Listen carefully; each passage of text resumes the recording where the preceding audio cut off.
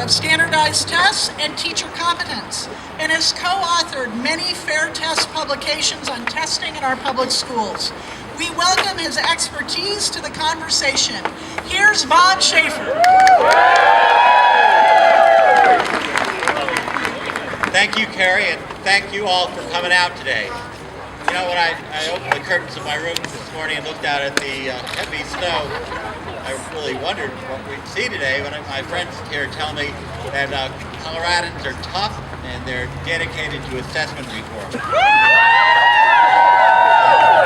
So it's great to be here. I am Bob Schaffer.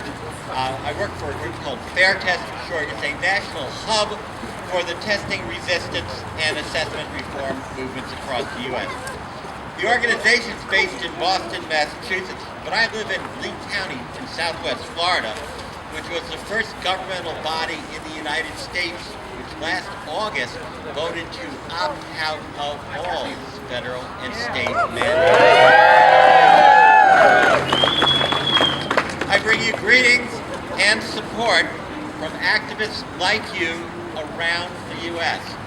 Across the country, from Juneau in Alaska to Tallahassee in Florida and Chicago to Austin, as well as right here in Denver, parents, students, educators, local elected officials like school board members, and other community leaders are saying enough is enough. The testing, overuse, and misuse. In dozens of communities, a wave of opt-outs, rallies, teach-ins, and lobbying campaigns are forcing policymakers to roll back standardized testing overkill. So far this year, tens of thousands of families in more than a dozen states have opted out of PARCC and Smarter Balance and other Common Core exams. Student walkouts, teacher boycotts, and mass demonstrations are reinforcing the message, enough is enough. Enough is enough! Enough is enough! Enough is enough! You're reinforcing my message. In response, already, just at the beginning of state legislative sessions, at least 5 states, Minnesota, South Carolina, Alaska, Rhode Island, and Arizona, repealed or delayed graduation testing requirements. Many other jurisdictions, including Texas, Virginia, Oklahoma, North Carolina, and New York City, rolled back the number of required exams or reduced their impacts. In other states, Common Core testing consequences were postponed.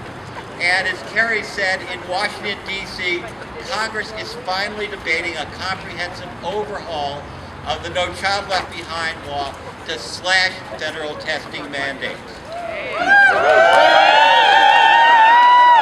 This is a wonderful issue because liberals and conservatives together now agree that the law has been a disaster for educational quality and equity.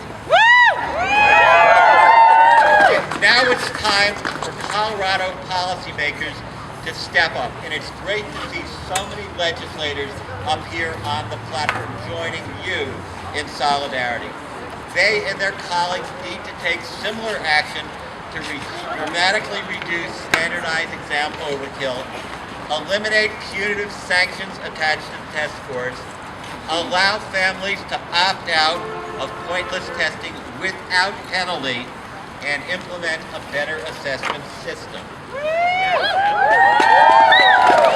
Polling shows that a strong majority of Colorado voters support these demands. Here, as elsewhere, the public is fed up with policies that lead to public schools that become little more than test prep factories.